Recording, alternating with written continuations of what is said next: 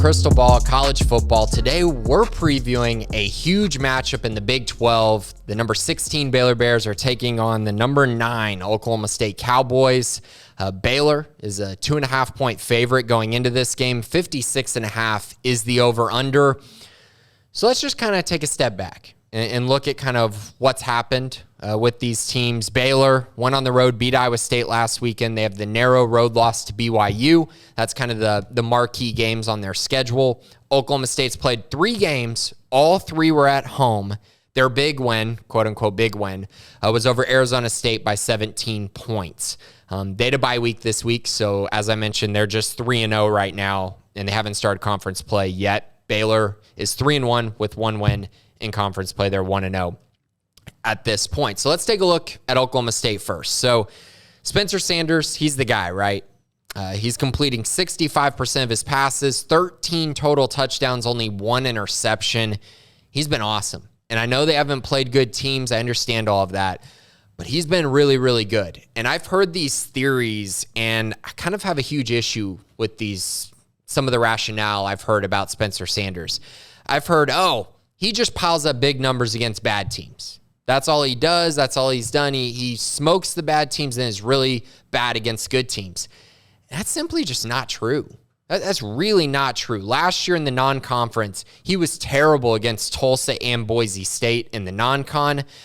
His first season as a starter in 2019, he was okay against Oregon State, McNeese State, and Tulsa. So I'm just throwing that theory into the trash. That's just not the case. This has been by far his best start to a season yet. He's been awesome. I mean, so efficient, and he's older now. He's a veteran, and he's a guy who clearly has a great grasp of the offense.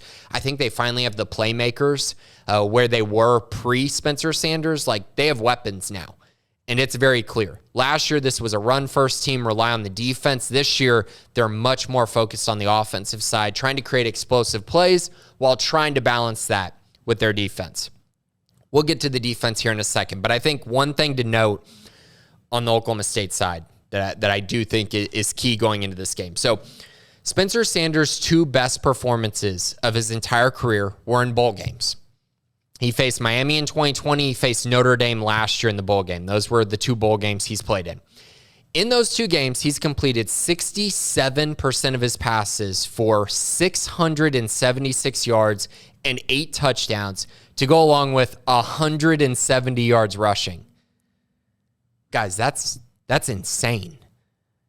That's over 400 yards of total offense, or right around 400 yards of total offense. I mean, that is just nuts. And 4 touchdowns, average is what he's putting up. And the reason I bring that up is because I firmly believe this. You don't have to agree with me, but my belief is that Oklahoma State did not care about their first 3 games.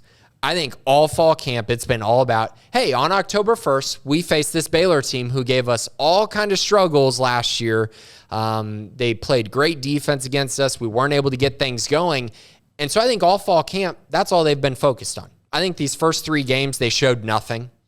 I don't think they gave away any of their secrets defensively or offensively. And so I'm sitting here going, okay, in the games where Spencer Sanders has had like a month to prepare for games, he's been awfully good. Like, whoa, good. I mean, we're talking, those numbers against 2 quality opponents, the Notre Dame game more so, he's put up huge numbers. So it's definitely a red flag on the Baylor side of, keep an eye on Spencer Sanders in this game. He's going to have to be really good. He's absolutely going to have to be. But if he puts up numbers like that, there's no doubt they're going to win this game. On the flip side, for Baylor, Spencer Sanders in 3 games versus Baylor, he's got 5 touchdowns and 10 interceptions. It's been rough. It's been a rough go against this Baylor team. I don't know what it is. It's just been really tough. Last year was a massive struggle against Dave Aranda's defense. And so that's a problem, right? And I also think it's a problem because if you look at what Baylor's done to start the year, they've made teams one-dimensional. It's been very easy for them. And they faced BYU and Iowa State, and they still have a top 10 run defense. They've been awesome against the run. That's going to continue. They're very strong up front, have a very good linebacker in Dylan Doyle, who's terrific against the run. Their defensive line is terrific as well. Currently, Oklahoma State is 66th in rushing yards, despite playing some, horrible defenses to start the year. So I'm looking at that matchup. I do think Baylor's going to kind of say, hey, you know what? We're going to take away the run game. We're going to try to take away Spencer Sanders' running ability as well. We're going to force him to be a pocket passer. That's what they did a year ago. That's what they're going to do in this game, I think. And so I'd be surprised if Oklahoma State goes for over 100 yards rushing. And so therefore, it's going to be very reliant on how good can Spencer Sanders be in this game on the road. A couple things of note for Oklahoma State.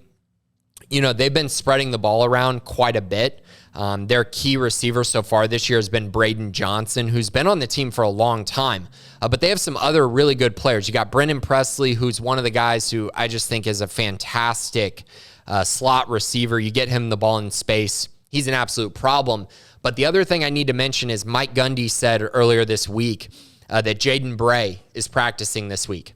That might not be a name that registers to many people, but in the Big 12 championship last year, he had 3 catches for 52 yards. Again, you might say that's not very impressive against Baylor. That's not great. If you watch that game, you'd also realize he forced 2 pass interference calls. It might have been 3. He was a problem. And his size, his speed, he was projected to be their best receiver this year on the outside. He might be back this week. And if he is, keep an eye on that, because that's going to make this passing attack far more relevant in this game, even against a really good Baylor defense, because so far this year, the areas that you've been able to attack Baylor are one-on-ones on the outside. So to get a big receiver like Jaden Bray back would be massive for this offense as a whole. Defensively, Oklahoma State, they got Colin Oliver, they got Brock Martin, they got Tyler Lacey. We know what they are. They're great up front. They're going to create pressure. They're going to try to wreak havoc, get into the backfield, get sacks, force turnovers, force fumbles. But where they've had issues is their secondary and their linebackers. Having to replace a lot of guys who are highly productive, it's taken a toll a little bit. And Derek Mason's first year here, he's replacing Jim Knowles, who's at Ohio State now. It's been an adjustment. And I will say I think they're going to come up with some schemes this week coming off the bye week, and they're going to get better. But how much better? Because they got to get a lot better in a hurry, because they've given up a lot of yards to some very bad teams. And against Baylor, that is, Baylor will make you pay for that. Baylor's going to grind it out. They're going to run the football. They're going to run a lot of play action. They're going to get first downs, and then they're going to take some shots deep. If Baylor hits on too many of those shots deep, or they move the ball so consistently that Oklahoma State can't get on the field, that's going to be an issue, and something to definitely keep an eye on this week, as we just saw Baylor play their best game of football against Iowa State, in which they were able to do just that. Hit explosive plays, run when they needed to, and move the chains. They were able to do that. If they follow that same blueprint, they can have a lot of success against Oklahoma State as well. I mentioned at the top, Baylor's a 2.5-point favorite. Over-under is 56.5. I got Baylor in this one. I think they cover that number. I'm thinking of a final score right now of 33-24, so I would stay away from the over-under. I just think, that spread is kind of perfect, honestly, of that over-under, and then I think Baylor's going to win this game. I think that they're too physical up front. I think they're just more well-rounded as a team. Their defense is better. And, of course, Baylor undefeated last year at home. I think that trend continues in this one, but should be an awesome game between two teams that I think are major contenders in the Big 12 this season. So that's it for this week. Tomorrow I will have my best bets for the weekend, but thanks for listening to Crystal Ball College Football.